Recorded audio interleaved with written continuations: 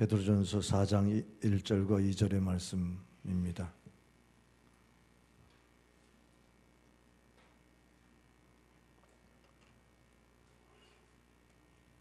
베드로전서 4장 1절과 2절 말씀, 하나님의 음성으로 듣기를 바랍니다. 그리스도께서 이미 육체의 고난을 받으셨으니 너희도 같은 마음으로 갑옷을 삼으라. 이는 육체의 고난을 받은 자는 죄를 그쳤음이니 다 같이 그 후로는 다시 사람의 정욕을 따르지 않고 하나님의 뜻을 따라 육체의 남은 때를 살게 하려 함이라. 아멘. 16일이 말복이었고요. 이번 주 23일이 처소가 돼서 이제 또 가을이 다가오는 것 같습니다. 무더위가 지속돼서 산야에 아주 폭염의 결과로 과실 나무들이 막 탄다고 그래요. 과일이 타는 경우도 또 그림으로 보니까 참 심각하더만요. 이런 무더위를 또 우리가 잘 극복하면서 오늘 교회 나오신 우리 성도들에게 은혜와 진리로 충만하시길 바랍니다. 하나님의 은혜와 사랑이 넘치기를 주의 이름으로 축원합니다.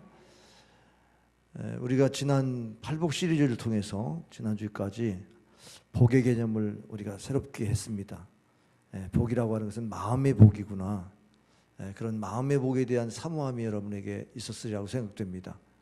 근데 이 마음의 복을 우리가 믿었고 또 은혜를 받았지만은 실생활로 돌아가면 마음을 지키려고 하는 노력이 그렇게 많지 않았던 것을 또 고백할 수밖에 없어요. 현실이 너무나 분주하고 또 생업에 매달리다 보면 우리가 자신의 마음을 좀 돌아볼 기회도 없이 살아갑니다. 그런데 이 마음이 병들어서 정말 초초에서 고통을 이야기하지 않습니까? 이 내 마음의 헌신을 좀 한번 해보면 어떨까? 한번 자기 자신의 마음을 한번 돌아보면서 내가 마음을, 영혼을 잘 되게 하기 위해서 어떻게 하면 내가 그 마음을 가꿀까 하는 생각을 좀 하시면서 신앙생활을 하면 좋겠습니다. 우리가 마음의 시간도 투자도 않고 또 마음의 정서를 잘 돌볼 여유도 없이 살아가는 현대인들에게는 결국 헌신이라고 하는 그 헌신이 필요하다 하는 것을 마음에 새겨야 합니다. 이런 복음성이 있죠. 주님과 같이 내 마음 만지는 분은 없네. 오랜 세월 찾아 난 알았네. 내겐 주밖엔 없네. 주자비 강같이 흐르고 주 손길 치유하네.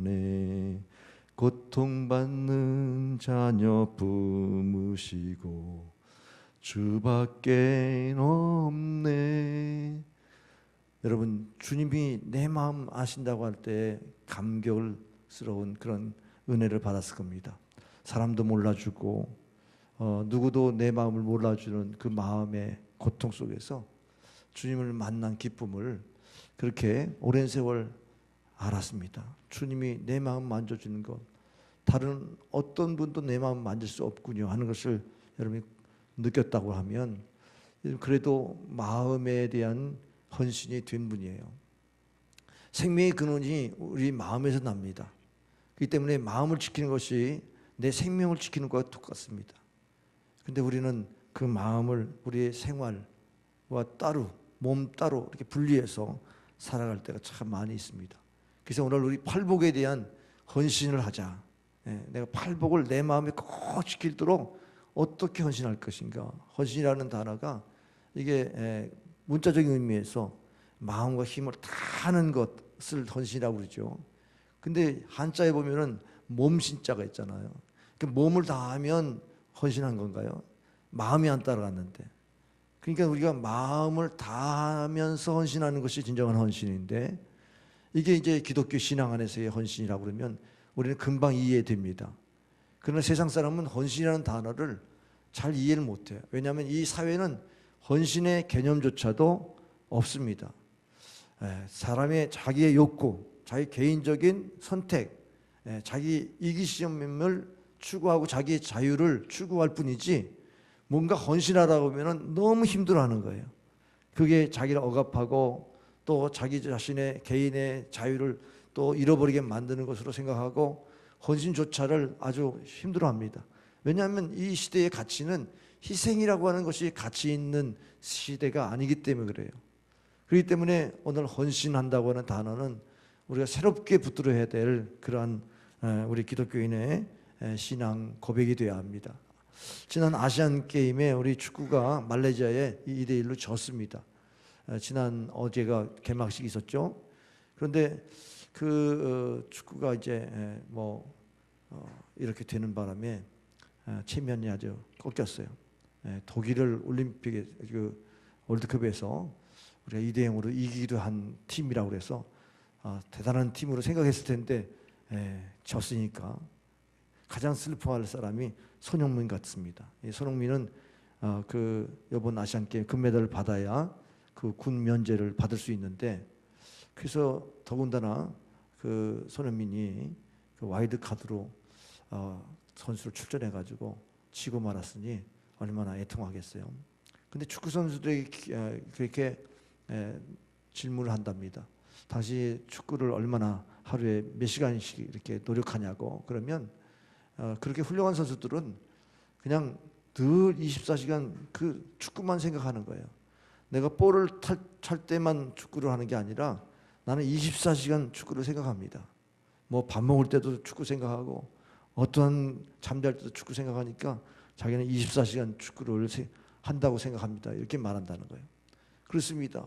헌신이라는 것은 완전하게 자기를 드리는 건데 비유가 됩니까?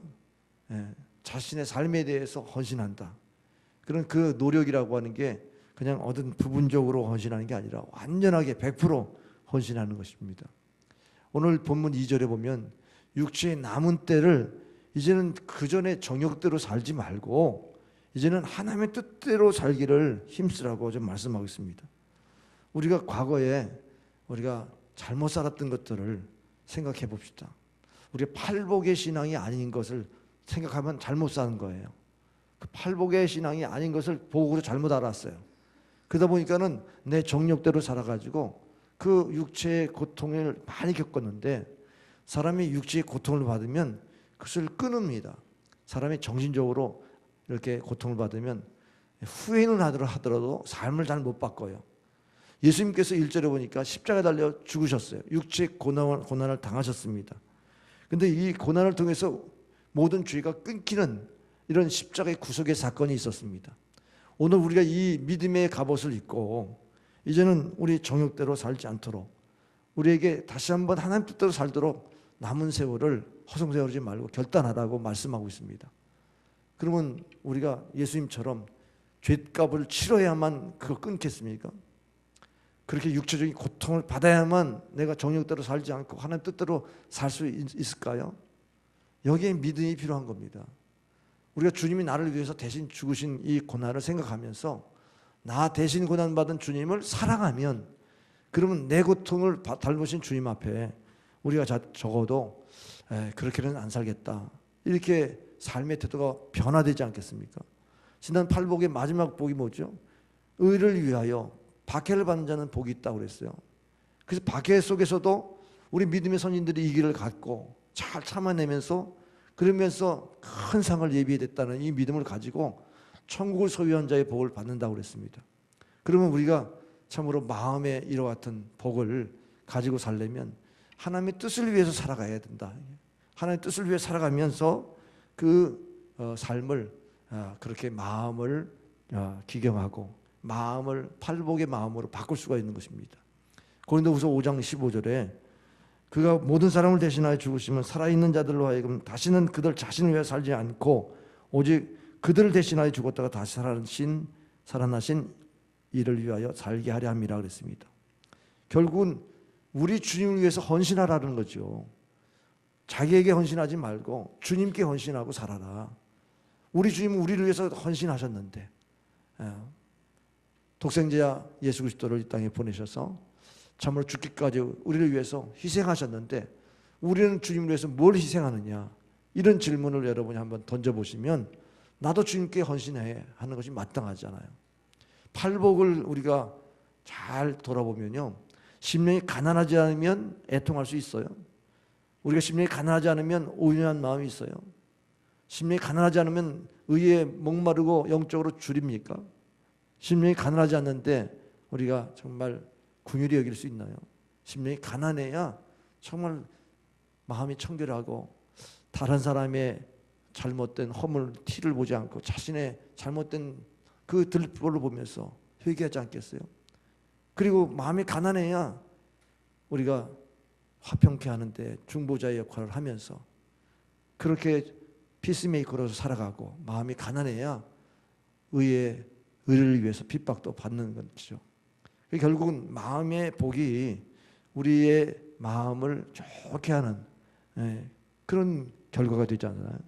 그러면 우리 마음을 우리가 비운다고 하면 주님이 나의 삶의 주인이 될 텐데, 내 마음이 가난하지 않으니까 세상 것들로 가득 채워가지고 주님을 주인으로 모시고 살지 않냐니까 마음이 그냥 황폐해지는 거예요. 자기가 주인된 그 인생에는 그냥 세상 것들로 가득 차가지고 어떻게 온유할 수 있어요? 더 성내고 더 악해지죠. 악을 악으로 갚지 선으로 갚겠습니까? 그걸 참아내겠어요? 온유한 마음으로 대하겠습니까? 그 사람을 불쌍히 여는 마음을 가지고 대하겠습니까? 그러니까 우리 자신이 결국 이 마음의 가난한 이 심령에 대해서 우리가 돌아보지 않으면 우리가 주님께 헌신할 수가 없어요. 자, 헌신할 수 없는 이유가 첫째는 하나님의 목적을 바라보지 못해서 그렇습니다. 하나님이 나를 부르시는 때 목적이 있거든요.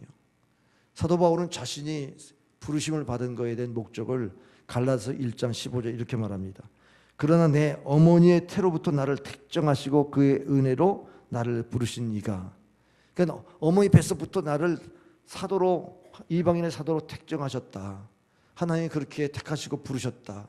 이런 고백을 가졌어요. 그래서 그가 고린도전서 15장 10절에 나의 나됨이 하나님의 은혜로다. 그래서 다른 사도보다 더 많이 수고한다 그랬어요. 그 은혜를 은혜되게 하려고 더 수고했다는 거죠. 자신이 과거에 예수 믿는 사람을 핍박하고 잔해하고 죽이는데 가담했던 이런 포악한, 요즘 말하면 테러리스트죠. 극렬분자, 율법주의자로서 그렇게 종교적인 열심히, 그렇게 사람 죽이는 데까지 가담할 정도로 열심히 했는데 자신이 하나님의 백성으로 거듭나고 또 사도의 사명을 이렇게 받고 보니까 나의 나됨의 하나님의 은혜를 빼먹으면 자기 인생을 말할 수가 없어요.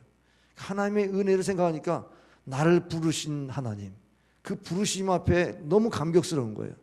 하나님이 나를 부르실 때는 그런 인생의 목적을 가지고 부르셨잖아요. 하나님이 쓰시려고, 나를 어디 쓰시려고 이렇게 나를 연단하십니까? 여러분 그런 기도도 했었으리라고 생각되는데, 하나님의 부르심을 여러분 생각해 보세요. 여러분이 감격스럽게 하나님 앞에 내가 헌신하겠습니다, 이렇게 나오지 않겠습니까? 한번 우리 찬양하겠습니다. 주님 나를 부르셨으니라고 하는 복음성이 있는데 한번 이 복음성의 가사도 음미하고 하나님께 헌신하는 마음으로 한번 찬양하겠습니다.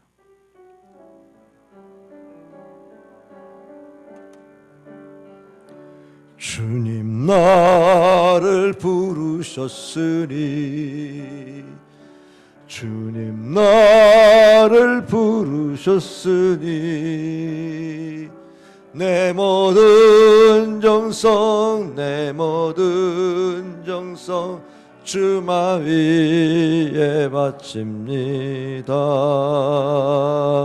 주님 주님 주님 나의 기도 들으사 영원토록 주님만을 사모하게 하옵소서. 주님 나를 사랑했으니, 주님 나를 사랑했으니, 이 몸 바쳐서 이 몸 바쳐서 주만 따라가렵니다. 주님 주님 주님 나의 기도 들으사 영원토록 주님만을 사모하게 하옵소서. 주님 나를 구원했으니 주님 나를 구원했으니 소리 높여서 주만 찬양하렵니다. 주님 나의 기도 들으사 영원토록 주님만을 사랑하게 하옵소서. 여러분, 육체의 남은 때가 우리에게 얼마나 남은지 몰라요. 길게 보면 30년, 뭐 젊은 사람은 50년, 또 짧게는 몇 년 남은지도 모릅니다. 우리 남은 생애를 과거처럼 그렇게 하나님 앞에 부끄러운 인생을 살 건지, 우리 마음의 복을 받아서 정말 이렇게 주님을 사랑합니다 라고 하면서 헌신할 수 있는지 한번 자기 자신을 돌아보세요. 세월이 너무 유수같이 지나지 않았습니까? 왜 우리 삶이 하나님께 헌신되지 못할까요? 두 번째로, 내 삶의 최고를 하나님이 아신다는 사실을 몰라서 그래요. 내가 아는 나보다 하나님이 아는 나를 우리는 생각해 보셔야 됩니다. 예레미야 29장 11절에 보면은 여호와의 말씀이라, 너희를 향한 나의 생각이 내가 하나니, 너희를 향한 나의 생각이 내가 한다. 하나님이 더 잘 아신다는 거예요. 평안이요 재앙이 아니니라. 너에게 미래와 희망을 주는 것이다. 내가 생각할 때 내가 지혜를 가지고 내 인생을 설계하고 내 나름대로 꾀를 가지고 살아간다고 해도 하나님의 미련함이 사람의 지혜보다 더 지혜로워요. 인간의 강함이 하나님의 약함보다 강할 수가 없습니다. 그러면 우리가 적어도 하나님을 의지하고 하나님의 그 나를 잘 아시는 하나님께 내가 의뢰하는 이런 삶을 살 때 그 의지하고 의뢰하는 삶이 헌신 아닙니까? 그래서 우리는 이제 기도의 제목이 달라져야 돼. 나의 야망을 위해서 기도하는 게 아니라 하나님의 꿈을 이루어드리는 기도, 하나님의 비전을 나를 통해서 이루어지게 해달라는 그 기도, 이 기도를 드릴 수 있어야 헌신이 가능한 겁니다. 베드로가 자기를 위해서, 야망을 위해서, 남들보다 위대해지려고 누가 크냐 할 때마다 앞장서서 내가 큰 자로서의 그런 어떤 성급함들이 실수로 드러날 때마다 그는 무너졌지 않습니까? 그러나 그가 교회의 기초를 닦는 교부가 될 것에 대한 하나님의 부르심 앞에 그가 설 때에는 위대한 사도로서, 그런 사도로서의 성공적인 인생을 살 수가 있었던 겁니다. 오늘 우리가 인생에 실패한다면 하나님의 뜻에 배치돼서 실패하는 거고, 우리가 성공한다면 하나님의 뜻에 일치되기 때문에 성공하는 것입니다. 우리가 하나님께 헌신하지 못하는 이유는 나를 구원하신 그 은혜에 보답할 마음이 없어서 그렇습니다. 사도 바울은 자신이 구원받은 이 은혜를 디모데후서 1장 9절에 이렇게 말합니다. 하나님이 우리를 구원하사 거룩하신 소명으로 부르심은 우리의 행위대로 하심이 아니야 오직 자기의 뜻과 영원일부터 그리스도 예수 안에서 우리에게 주신 은혜대로 하심이라. 우리를 구원하심은 하나님의 뜻대로, 하나님의 은혜대로 했지 우리의 행위대로 하지 않았다는 겁니다. 우리 공로는 하나도 없고 하나님의 은혜로, 하나님의 뜻대로 우리를 택하셨다면 그러면 우리가 그 은혜에 어떻게 보답할 거라고 하는 이런 반응이 있어야 되잖아요. 우리가 하나님과 나와 상호작용이 있어야 서로 교통하는 건데, 하나님 일방적으로 우리를 사랑하시고 그리고 우리는 그 일방적인 사랑을 받고도 반응하지 않았다면 하나님의 마음이 얼마나 힘들겠어요. 그래서 사도 바울은 자신이 고난을 받을 것을 생각하더라도 내가 주 예수께 받은 사명, 곧 은혜의 복음을 전함에 있어서는 내 생명을 조금 더 아끼지 않겠다고 그 사도행전 20장 24절에서 고백합니다. 이방인에게 복음을 증거하는 이 사명, 내가 핍박이 온다 할지라도, 내가 로마에 가기를 원하는 그 마음을 가지고 예루살렘에 돌아가는 그 심정을 그렇게 고백한 거죠. 오늘 우리에게 하나님을 사랑한다 이런 고백이 나온다면 하나님의 은혜를 갚으려고 하는 그 마음에서 나오는 거죠. 무조건 입술로 하나님 사랑합니다가 그게 아니라 어떻게 하면 하나님을 그렇게 부르셨는데 내가 보답할까? 이 마음에서 하나님을 사랑해야 하셔야죠. 하나님이 우리를 위해서 헌신하셨습니다. 하나님이 우리를 위해서 독생자 예수 그리스도를 보내시고 참으로 죽기까지 복종하심으로 하나님이 우리를 위해서 헌신해 주신 줄 믿으시길 바랍니다. 그럼 우리는 하나님 앞에 뭘 헌신해야 합니까? 내가 헌신하면 하나님 반드시 보상하세요. 잠언서 3장 6절에 보면은 너는 범사의 그를 인정하라. 그러면 내 길을 지도하시리라. 결국 하나님을 인정하면 하나님 우리의 삶을 이끌어 주셔서 인도하셔서 하나님의 뜻을 이루게 하신다.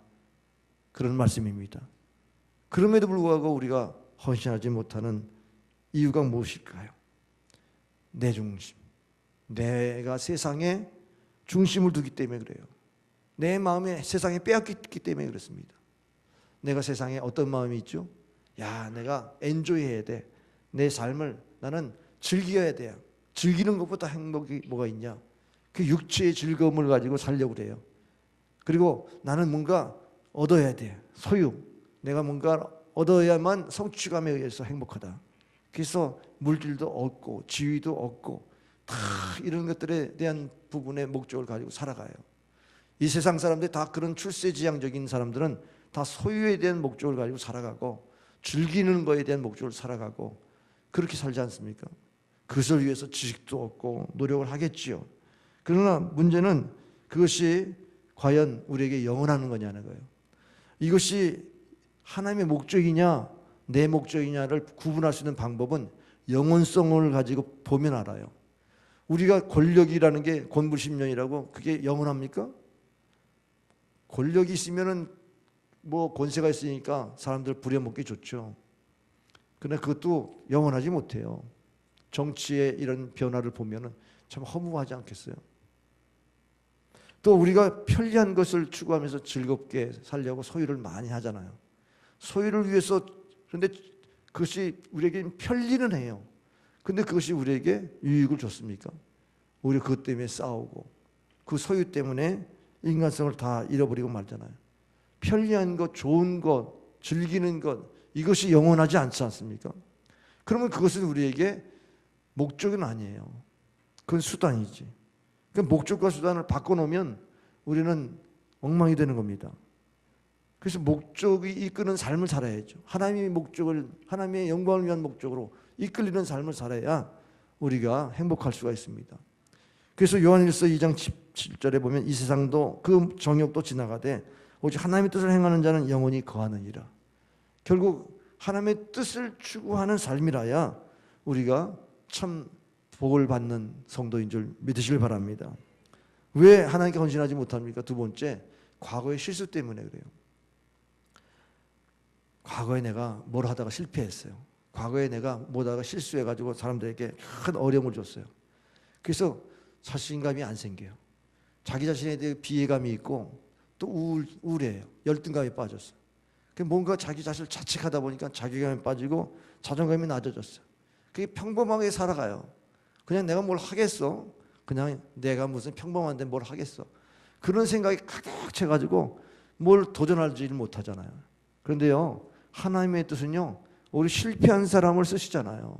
성경에 누가 세상 성공한 사람을 썼습니까? 성경의 위대한 인물들은 다 실패한 인생이었어요. 모세가 이스라엘 백성을 이끌어가는 지도자지만 그가 애굽인을 죽였지 않습니까?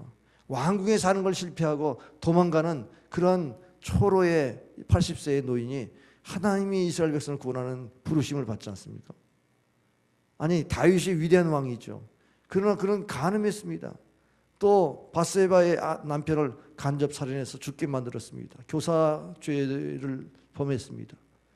그리고 그럼에도 불구하고 그 왕가의 가문을, 다윗의 가문을 일으키시고 그를 사용하셨지 않습니까?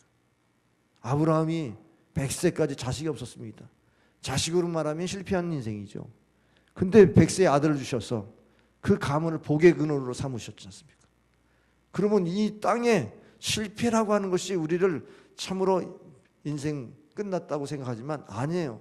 다시 재기할 수 있고 다시 도전할 수 있고 다시 전진할 수 있어야 될 줄 믿습니다. 그래서 사도 바울은 빌립보서 그 3장 13절 14절에 보면은 형제들아 나는 아직 내가 잡은 줄 여기지 아니하고 오직 한 일 즉 뒤에 있는 것은 잊어버리고 앞에 있는 것을 잡으려고 표대를 향하여 그리스도 예수 안에서 하나님 위에서 부르신 부르심의 상을 위하여 달려가노라. 사도 바울의 업적이 얼마나 컸습니까? 그럼에도 이제 내가 여기서 만족하지 않는다.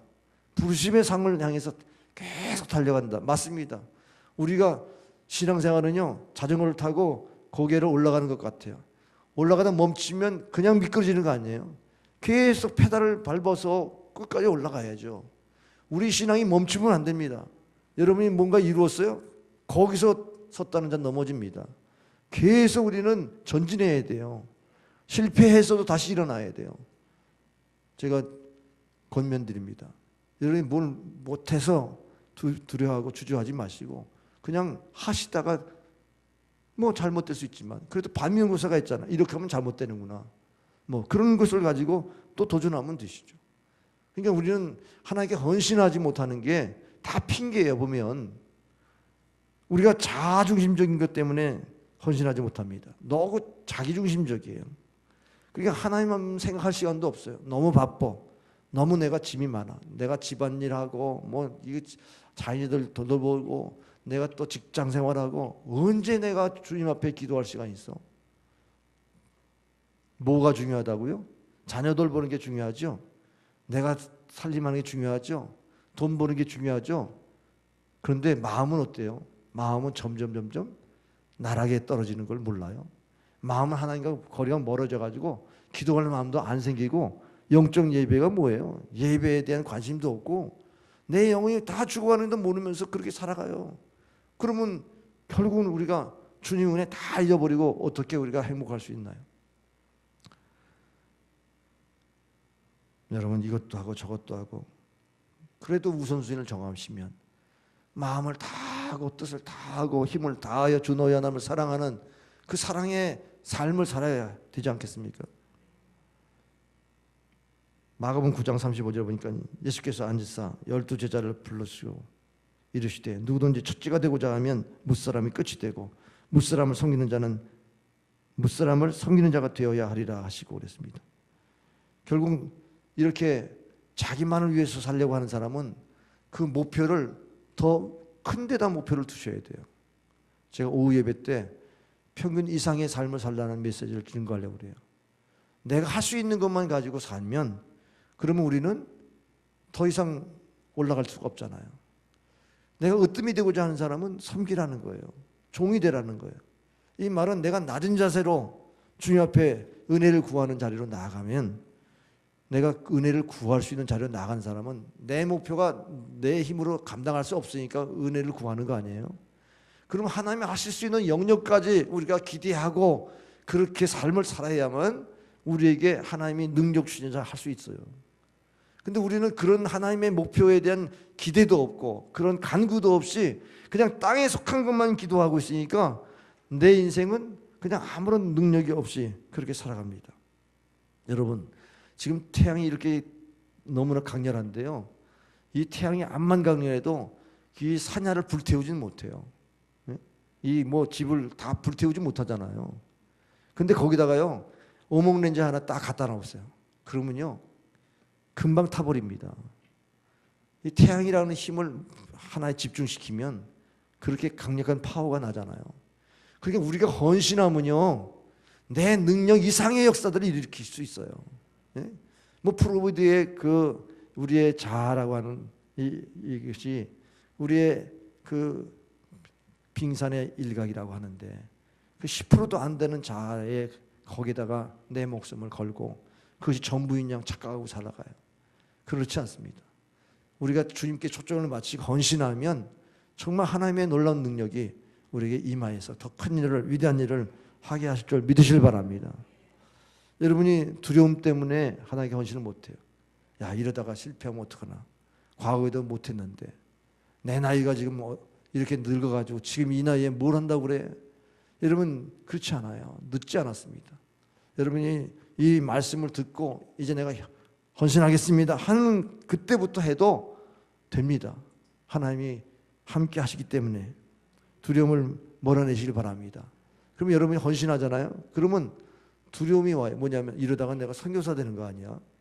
선교지 이렇게 다니다 보면 혹시 나 선교사 되라고 하는 거 아니야? 그런 마음이 헛간 든다 그러면 여러분이 헌신을 멈출 거예요. 내가 주일 열심히 하다 보니까 목사님이 꼭 그냥 나만 보면 시켜. 그러니까 목사님이 시키는 거 너무 감당하기 어려우니까 그냥 요령 끝 한다고. 그러면 여러분에게 무슨 뭐 일 시킨다고 목사 되라고 신학교 보내려고 사역하게 만듭니까? 사실 목회자는요 가르치는 은사가 있어야 돼요.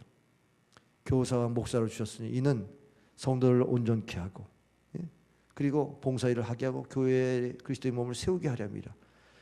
성도들을 온전히 양육하고 권하는 사역을 해야 되거든요. 그럼 내가 그런 은사가 없는데 내가 주일 열심히 한다고 목사의 길로 하나님 인도하시겠어요? 아니 내가 선교사가 될지도 모른다고 왜 그렇게 생각해요? 선교사는요 단순 무식해야 돼요. 단순한 사람을 선교사로 보내요. 그냥 하나님 말씀이 가라 그러면 재지도 않고 그냥 가는 겁니다. 내 자녀들 어떻게 돼? 내 식구들, 아내, 가족 이런 거 생각하면 못 가는 거예요.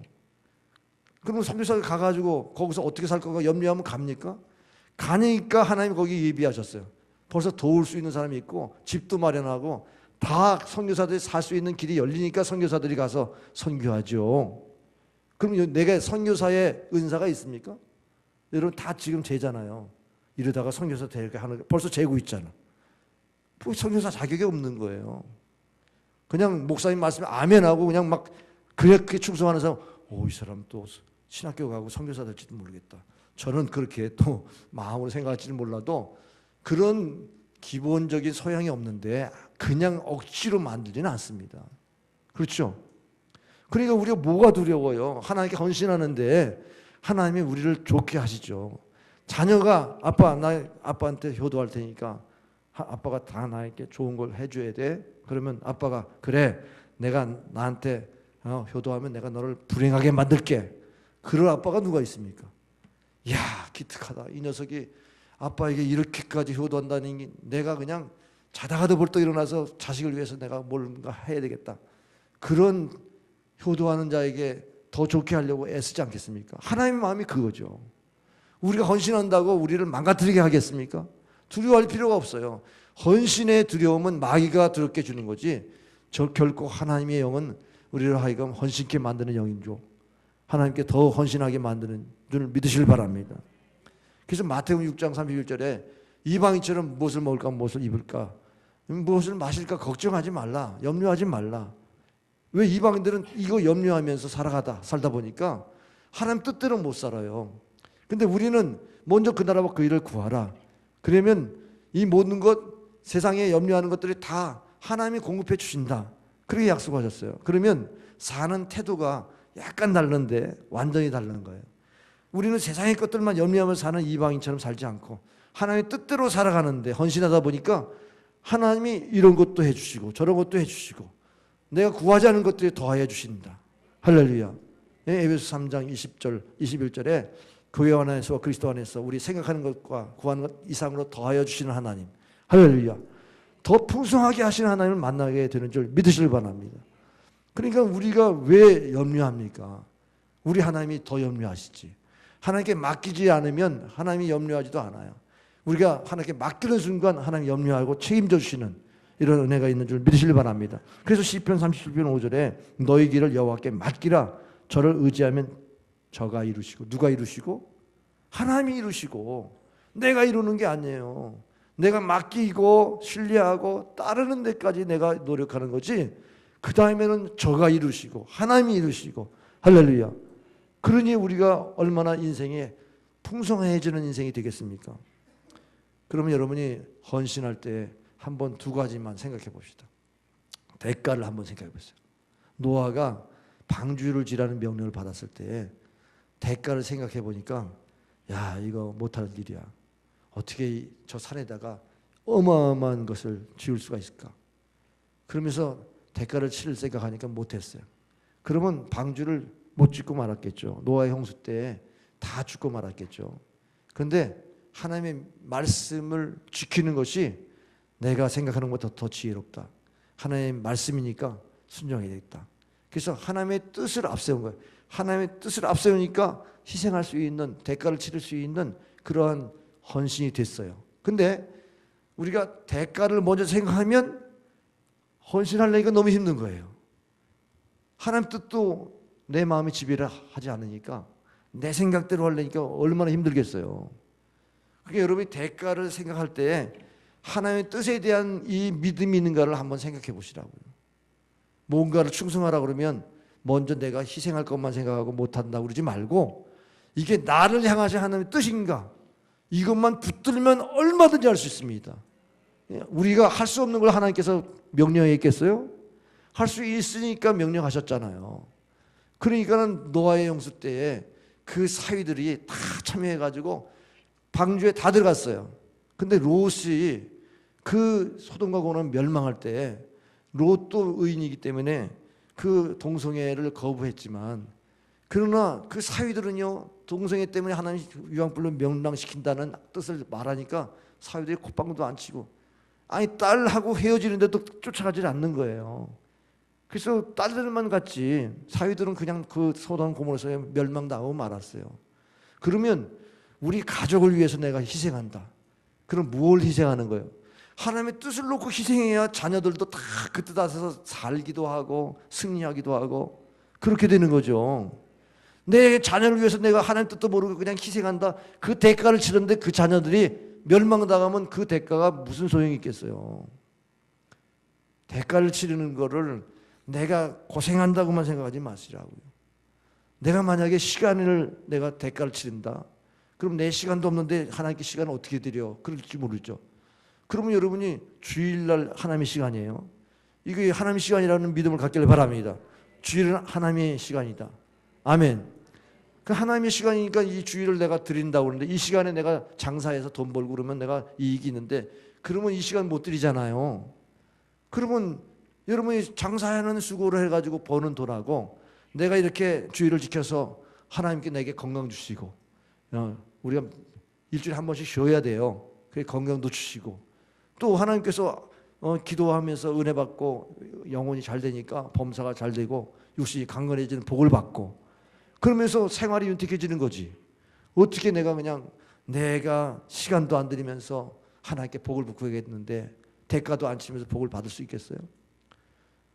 그렇습니다. 그러니까는 우리가 내 능력도 없으니까 하나님께 능력 달라고 기도도 하는 거고 대가를 치르려고 할 때 여러분이 내게 능력 주셔서 해야지 하나님이 내 힘 가지고만 하라고 그러면 어떻게 그 희생을 하겠어요. 그러니까 희생하려고 작정만 해도 하나님 우리에게 그 대가를 지불할 수 있는 능력도 주신 줄 믿으시길 바랍니다.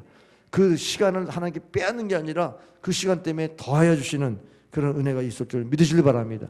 그러니까 우리가 하나님의 말씀도 보고 기도도 하는 거죠.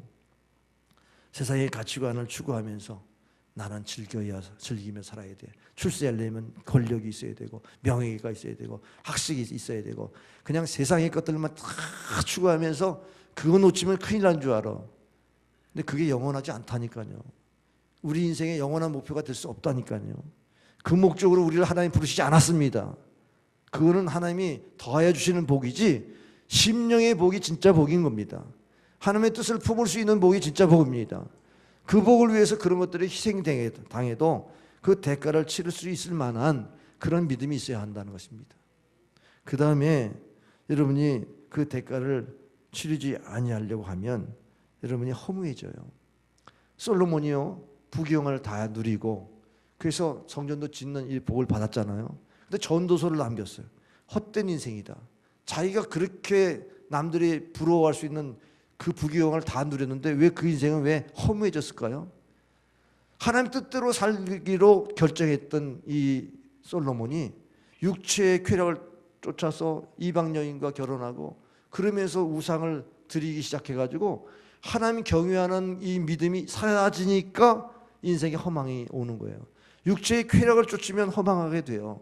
여러분이 뭔가 부자가 못 돼가지고 물질에 대해서 소망이 있는지 몰라도 물질을 얻는 순간 허망한 거예요. 내가 이것 때문에 이렇게 가족도 버리고 사람들 인심도 다 잃어버리고 내가 이렇게 투쟁하면서 살아왔나, 내가 이것 때문에 살아왔나, 허망한 겁니다. 솔로몬이 다 얻었는데 더 이상 바랄 게 없어. 허망한 거예요. 우리는 하나님 영광을 위해서 살아가기 때문에 그냥 달려가기를 다 달려가도 다 할 수 있는 것들이 계속 목표가 생깁니다. 할렐루야. 그렇기 때문에 우리 인생에 허무하지 않기 위해서라도 우리는 대가를 치르는 것을 결단해야 돼요. 우리가 주님 앞에 드리면 드릴수록 기쁨이 오잖아요. 우리가 하나님께 대가를 치르면 칠수록 우리가 하나님의 형상으로 회복되어서 그 주님과 더불어 사는, 함께하는 이런 삶을 느낄 수가 있어요. 아, 하나님 나와 함께하지, 나와 함께하지. 여러분 간증들 들어보셨어요? 간증들 들어보면 하나님이 하셨다, 그게 간증이잖아요. 그 사람이 내가 노력해서 이렇게 됐습니다 하면 그건 간증이 아니고 자기 자랑이잖아요. 근데 간증은 주님을 높이는 거니까, 간증하는 삶을 사는 사람이 행복하지 않습니까? 간증하는 나온 사람은 나같이 행복한 사람이 있냐고. 그 순간은 그렇게 말해요. 그 간증 끝나면 또 불행할 수도 있는 일이 생길지도 모르지만 적어도 내가 주님을 높이는 순간은 행복한 거거든요. 그러면 그런 행복이 어디서 와요? 내가 주님을 높이기 위해서 이것을 내가 내려놨다든지 이것을 내가 포기했다든지 그런 것에 대가를 치러야만 그런 기쁨도 행복도 찾아오는 줄 믿으시길 바랍니다. 그러면 우리가 두 번째 생각하는 것은 헌신에 대한 축복을 생각해 보세요. 빈스 헤븐너라고 하는 설교가가 전적인 헌신이라는 설교를 했어요. 설교가 끝난 다음에 지극한 지성인이, 그분이 한 여인이 와가지고, 목사님 왜 설교가 가능하지도 않는, 실천할 수도 없는 설교를 하십니까? 어떻게 사람이 100% 헌신합니까? 80% 90% 설교 헌신하라고 그러면 내가 이해해도 되는데 어떻게 100% 헌신하라고 그럽니까? 이해가 안 돼서 질문한다는 거예요. 그랬더니 이 목사님이 뭐라고 말씀하셨냐면, 그래요. 그럼 남편이 당신을 90%만 사랑하고 10%는 다른 여자에게 사랑한다면 그럼 좋겠습니까? 그거 안 됐죠. 당연히 답은 잘하네.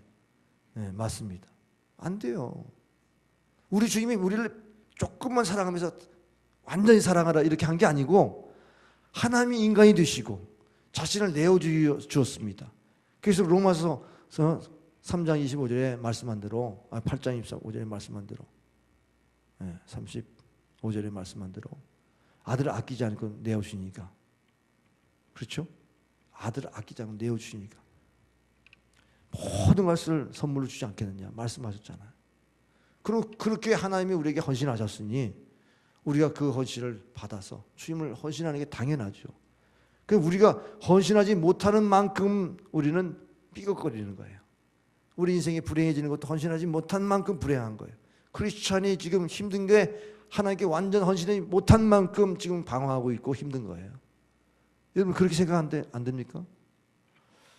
그러므로 형제들아, 내가 너희에게 하나님의 모든 자비함으로 너희를 권하노니 너희 몸을 하나님의 기뻐하시는 거룩한 산제사로 드리라. 이는 너희의 드릴 영적 예비이라.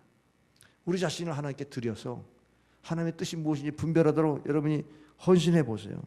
그러면 하나님이 그 헌신을 받으시고 복을 주시는데, 세 가지 복 뭐냐면 우리에게 완전한 그리고 담대한 확신을 주세요. 확신. 사람이 헌신이 없는 사람은요 우유부단해요. 뭘 해도 이렇게 하면 잘못되면 어떨까?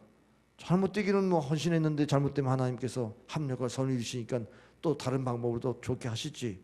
그 믿음을 가지고 헌신해야 되는데, 담대함이 헌신하는 사람이 있어요. 에베소 2장 10절에 보면 우리는 그가 만드신 바라 그리스도 예수 안에서 선한 일을 위하여 지으심을 받은 자니 이 일은 하나님이 전에 예비하사 우리로 그 가운데 행하게 하려 하심이라 그랬습니다.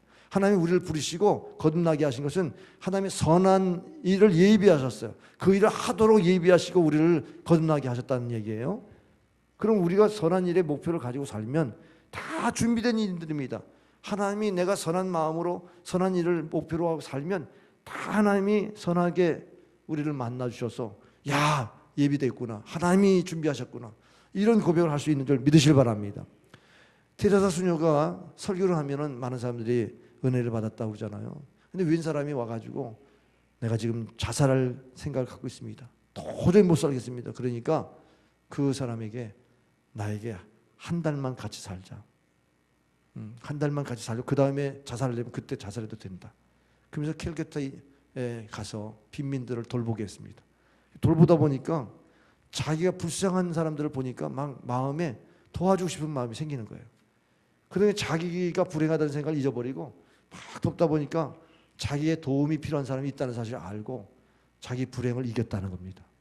여러분, 우리가 자기 자신에게 집착돼 가지고 살면요 가장 불행한 사람 같이 여기죠. 그러나 여러분이 도움이 필요한 사람을 보면요 내가 살 가치가 있게 느껴집니다. 여러분의 이웃은 누구예요? 여러분이 도와줄 사람이요. 여러분 재능 기부하세요. 여러분 달란트를 기부하세요.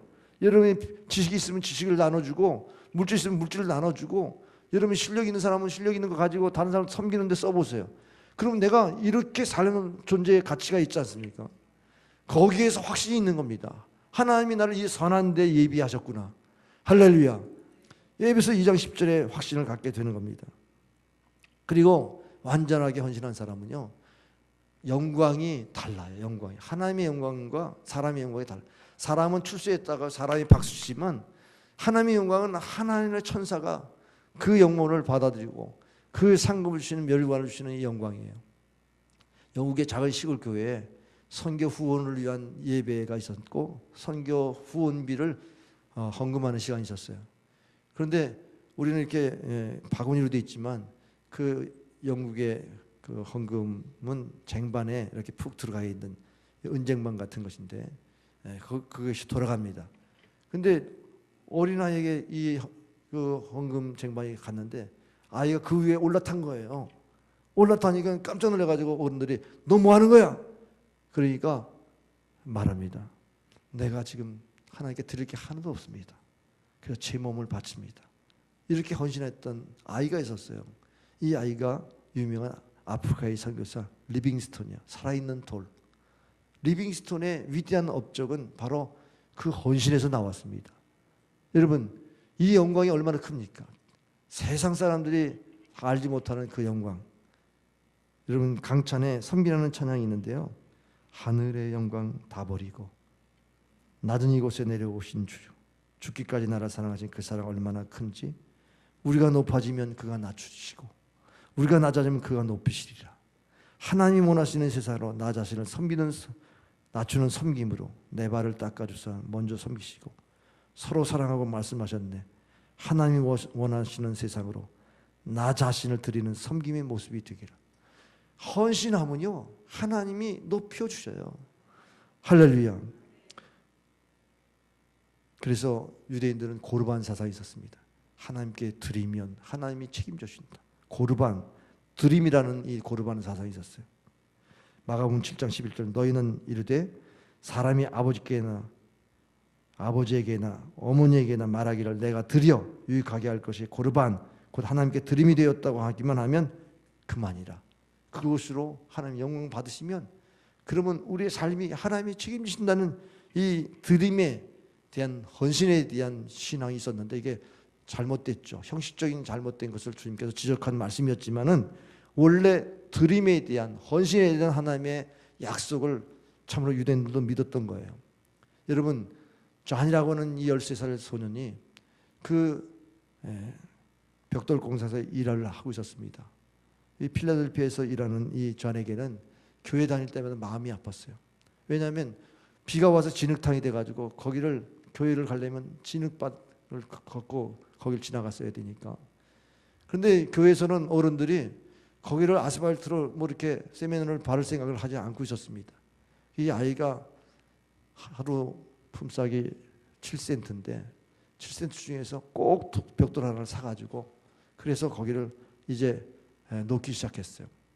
한 달이 채 지나기도 전에 교회에서 어른들이 참으로 반성을 하면서 저 아이가 무엇을 하는지 알았다. 우리가 이 돌을 포장하기로 결의를 하고 낡은 예배당까지 재건축하기로 그렇게 결의까지 했다는 겁니다. 여러분, 헌신이라고 하는 것이 사람들에게 감동을 주잖아요. 그런데 하나님이 감동하셨어요. 그래가지고 이 사람을 백화점 왕이라고 하는 명칭을 주처럼 백화점을 세웠습니다. 워너메이커 백화점은 유명한 미국의 백화점이 되었죠. 그리고 그는 YMCA의 그 건물들을 전 세계에 수백 개를 지었습니다. 우리나라 종로 2가에 있는 YMCA도 이 존 워너메이커의 그 헌신으로 이루어진 겁니다. 여러분이 헌신하고자 하는 마음을 왜 자꾸 뭔가 누르고 있습니까? 실패할까 봐, 과거의 실패에 불안하고 두렵고, 여러분이 이렇게 해서 헌신하지 못하는 그런 부분들이 있을 수 있어요. 그러나요, 한번 생각해 보세요. 비행기가요, 이륙을 하다가 활주로에서 이륙하지 않으면 그냥 꼬라박고 그냥 큰 사고 나잖아요. 활주로가 항상 활주로가 있는 게 아니잖아요. 이륙할 때 이륙하도록만 활주로가 돼 있잖아요. 우리 인생의 시간, 육체의 남은 때가 이제는 이륙하지 않으면 망하는 때예요. 아직도 팔복의 은혜를 은혜로 여기지 않고 그냥 마음에 대한 복을 생각하지 않고 계속 여러분 질주해 보면 여러분 어떻게 추락하는 인생을 살 수밖에 없다는 것입니다. 이룩하셔야 돼요. 여러분 이제 마음의 복을 구하시기 바랍니다. 여러분 결단하셔야 돼요. 예? 헌신하시기 바랍니다. 하나님께 마음을 드리시기 바랍니다. 마음을 다하고 뜻을 다하고 힘을 다해서 주 하나님을 사랑하세요. 그 헌신이 있을 때 여러분의 인생이 남은 때를 참으로 하나님이 최고의 인생으로 만들어 주실 줄 믿습니다. 기도하겠습니다. 아버지 하나님, 조용히 우리의 인생을 돌아봅니다.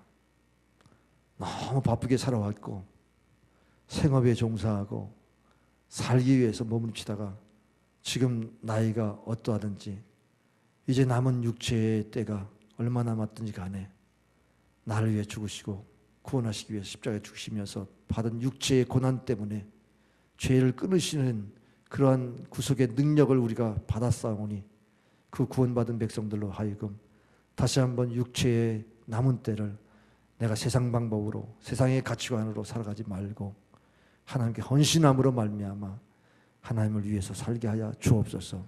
하나님이 책임지는 인생이 될 줄 믿습니다. 하나님이 높이시는 인생이 될 줄 믿습니다. 최고의 인생이 될 줄 믿습니다. 이제 이후로 내 마음을 주 앞에 드리는 헌신의 결단의 순간을 이제 돌이키지 않도록 축복하여 주옵소서. 예수님의 이름으로 기도합나이다. 아멘.